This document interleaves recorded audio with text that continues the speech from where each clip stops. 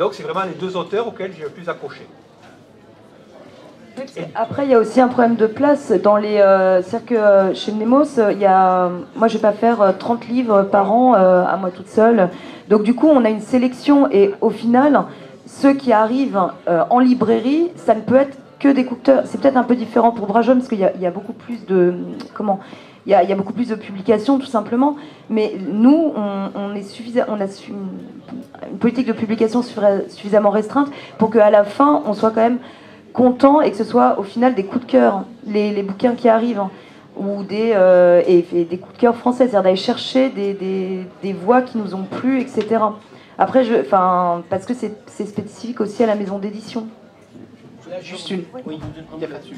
Oui, c'est très vrai. Ceci dit, il faut quand même toujours avoir en tête la pertinence de la publication, et en particulier pour les Français, c'est-à-dire, en gros, il ne faut pas les envoyer à la casse. C'est pas parce que je me dis, ah super, j'ai 30 places l'année prochaine, je vais faire 30 Français. En gros, je vais faire la pile de Philippe et dire, ah, je prends le 1 à 30, et ça sert à rien, c'est pas le bon moment.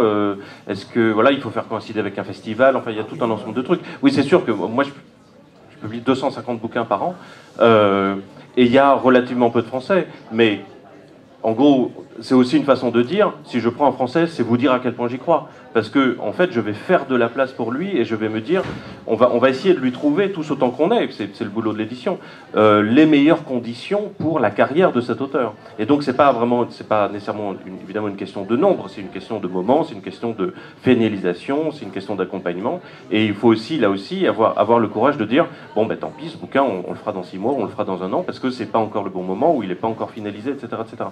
Donc, c'est quand même un travail qui est largement plus sur le moyen et sur le long terme.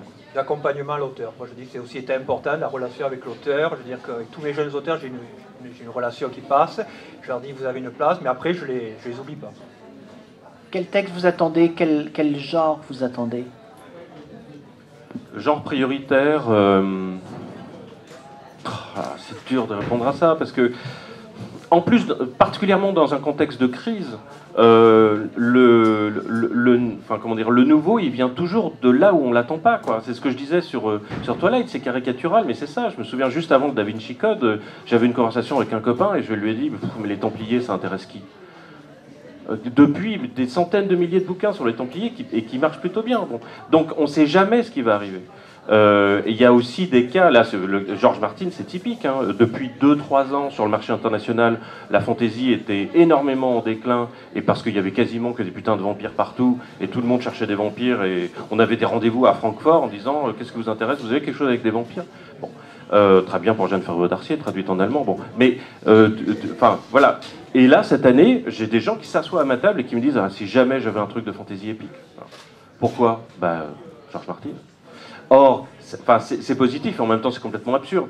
C'est pas à cause de Game of Thrones que tout le monde absolument va courir en librairie en disant je veux de la fantasy épique, je veux de la fantasy épique. Mais ça veut dire que forcément, ça aussi c'est la problématique de quel texte j'attends. C'est quelle place est faite médiatiquement et dans la pratique de lecture ces temps-ci pour des ouvrages qui donc auront leur meilleure chance. Il y a un cas qui est, je trouve, super intéressant aujourd'hui, c'est dans la littérature adolescente, dans le young adult, c'est justement les vampires. C'est que les libraires jeunesse vous disent « Oh non, non, les vampires, il y en a trop, les vampires, il y en a marre, les vampires, ça marche pas. » Vous regardez les ventes en young adult, mais c'est que des bouquins avec les vampires. Donc, ça veut dire quoi? Ça veut dire qu'il y a un décalage entre ce que le libraire voudrait voir arriver et ce que le lecteur est toujours en train de lire. Ou l'inverse, on veut quelque chose de... Comment dire, on reste assis sur des tendances qu'on croit établies, alors que le lectorat, lui, il est déjà en avant, il est déjà en train de faire le succès de l'année prochaine ou dans 2 ans. Les plus gros succès, les phénomènes gigantesques du genre Twilight, Harry Potter ou Stieg Larsson, ça met des années. Hein. Vous regardez les courbes de vente, c'est hyper intéressant. Stieg Larsson, ça n'a pas marché le jour de la sortie du tome 1. Hein. Ça a progressé, et on a vu les libraires pendant 1 an dire il se passe un truc là-dessus, mais ça se passait mais comme ça. Quoi. Twilight, vous regardez les ventes de Twilight, ça fait ça. Film. Donc, ça n'arrive pas comme ça. Donc c'est pour ça qu'il faut... Enfin, c'est intéressant d'être à l'affût de ce qui se passe, et il ne faut pas non plus rester le nez sur le genre en disant il me faut ça, il me faut ça, il me faut ça. Bon. Ceci dit, évidemment, il y a un lien entre le coup de cœur personnel, les choix sur lesquels on pense qu'on apportera le plus à l'auteur, le plus au genre, le plus au marché, etc. Et des tendances. Moi, ça m'intéresse de lire, comme j'ai dit tout à l'heure, de la bitlit écrite par des Français, des francophones, parce que je pense qu'il y a là quelque chose à faire qui a eu lieu il y a une quinzaine d'années pour la fantaisie, pas seulement parce qu'aujourd'hui la bitlit ça marche, mais aussi parce que ça m'intéresse de voir ce que les francophones vont y apporter. Bon. Le space opéra, ça vous étonnera sans doute pour Brajlon, où la science-fiction n'a pas une place énorme dans le catalogue, mais je pense que le space opéra, enfin je l'appelle de mes voeux, moi, pour une raison, et c'est quelque chose de très juste et très beau que m'a dit Peter Hamilton l'autre jour. Il m'a dit, moi j'écris avec de l'espoir. Et le space opéra, c'est la SF avec de l'espoir. Et comme par hasard, les gens qui font ça, Peter Hamilton, Alastair Reynolds, c'est les meilleures ventes de space opéra en Angleterre. Pourquoi? Parce que les gens ont envie de lire avec de l'espoir. Je pense que c'est ça aussi qui a fait que la fantaisie a marché si bien pendant tant d'années. Et finalement, quel que soit le genre, je dirais ça. Moi, j'ai envie de lire un bouquin qui me donne de l'espoir. Charlotte? Moi, je cherche des manuscrits. Voilà. Et pour terminer... Moi, j'aimerais de la bitlit régionale. De la bitlit aux Pays-Bas, la trop bien. Non, mais en gros, c'est ça, catalane. tout ce qu'il y avait à dire. Ah, Donc, vous avez vu l'appel, hein? Voilà, de l'imaginaire. Alors, si rester dans le cadre quand même de l'imaginaire, parce que c'est un peu les maisons d'édition. Enfin, voilà, on a une ligne éditoriale, mais voilà, originalité. Enfin, en tout cas pour Mnemos, originalité et de l'imaginaire. Science-fiction, fantasy, fantastique. Moi, du régional, parce que c'est amusant de voir que le régional, ça marche. Bon, il faut faire les marchés à Cannes-et-Plage. Mais le polar régional, c'est vraiment ça marche très bien. Donc pour la bitlit régionale, bitlit catalane, bitlit basque, occitane, bretonne. Il va être temps de conclure notre petite table ronde. C'est sympathique et intéressante. J'ai encore appris des choses et j'ai eu quelques petites confirmations ou quelques petits recadrages que j'ai trouvé intéressants. C'est ça aussi, une telle table ronde avec des professionnels, ça nous permet de réfléchir ensemble, lecteurs, éditeurs, directeurs de festivals et autres, pour voir comment on peut finalement publier les livres qu'on aime, parce que des fois on a envie de publier des livres qu'on aime, et puis comment on peut quand même les vendre aussi, parce que si on veut continuer à publier les livres qu'on aime, il faut qu'on arrive à en vendre. Ma dernière question, la même pour tous les trois.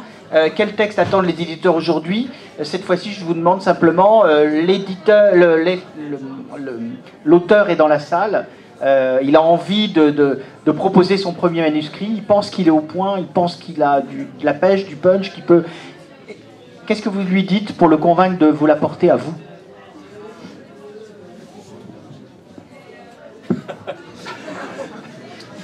Vous avez vu ce silence, hein, c'est quand même intéressant. Tous les autres vont te refuser, il n'y a plus que moi. Fidèle à sa ligne éditoriale. Voilà. Viens chez moi. Charlotte. Je sais pas. Je suis une fille. Non, mais parce que c'est compliqué comme question de pourquoi. Si vous voulez avoir une maison d'édition de taille moyenne, mais qui va suivre tout le long le roman, etc., bosser avec vous, essayer de vous porter le plus loin possible. Voilà. Fait un peu réclame quand même. Hein. Et c'est ça que j'aimais bien pour terminer. Ça faisait un peu années 50. Stéphane, tu as 30 secondes pour convaincre. Ah non, il y a moins de ça. J'ai deux réponses. La première, je suis le premier éditeur francophone de littérature d'imaginaire. Voilà. Un roman d'imaginaire sur 4 paru en français vient de chez moi. Non, la vraie réponse c'est... tu veux publier un roman, tu le veux vraiment, tu le veux vraiment. Et pose-toi cette question, parce que ça va être long, ça va être chiant, ça va pas te rapporter grand-chose. Voilà, il faut vraiment le vouloir absolument. C'est vraiment, et que ce soit pour moi ou n'importe qui d'autre. Et je pense que l'enjeu il est là. C'est-à-dire que souvent, dans tous les cas où je décide de publier un auteur français, l'auteur me dit, mais déjà j'imaginais pas être publié, mais alors surtout pas par Brajlon. Pourquoi? Parce qu'il y a le côté, voilà, c'est la première maison, c'est le... mais je pense que l'enjeu il est pas là. Je lui dis, mais tu es arrivé jusqu'à moi parce que tu as franchi toutes ces étapes. Voilà. Et je crois que cette volonté extraordinaire, elle est, voilà, il faut vraiment le vouloir plus que tout. Et si vous le voulez plus que tout, vous y arriverez. la plupart, enfin les 99% de manuscrits sans intérêt qu'on reçoit sont en général envoyés par des gens que en fait, bah, ça intéressait pas vraiment d'écrire. Vous savez, enfin, je pense qu'on a tous fait cette expérience. On répond en disant bon, c'est pas mal, il y a des problèmes, vous devriez faire ça, faire ça, faire ça. Renvoyez-moi une version corrigée ou modifiée, etc. Et la personne répond non, mais finalement non. Et là, on dit mais pourquoi tu m'as emmerdé avec ton manuscrit, quoi? Pourquoi tu m'as fait perdre ton temps, tu vois, mon temps et le tien? Donc voilà, allez voir un éditeur en disant je le veux vraiment et je... Ah oui, non, si j'ai une... Demandez pas de rendez-vous, hein. C'est pas un entretien d'embauche. Hein. Non mais je voudrais vraiment venir vous en parler. Non, non, non, non, parce que tu seras pas derrière tous les lecteurs dans la librairie pour dire non mais je vais vous en parler, comme ça vous allez le vendre. C'est vrai, il y a des effets pervers, particulièrement dans les librairies anglo-saxonnes, de gens qui ont des auto-publiés, qui ont des chiffres de vente étonnants. Pourquoi? Mais parce ils passent tout leur week-end en librairie et donc ils accostent les gens en disant ah vous savez moi j'ai fait un roman, etc. C'est des très bons vendeurs. Sauf que bah, le jour où ils sont plus là pour dire ça vous intéresse de regarder mon roman, il est vachement bien, bah, ils vendent plus rien du tout, quoi. Donc convainquez avec votre livre, avec les premières pages de votre histoire, qui est la meilleure histoire que vous ayez jamais imaginée, que vous avez écrit le mieux possible, vraiment avec votre sang et avec votre cœur, et là vous y arriverez. Et c'était le mot de la fin. Merci à tous.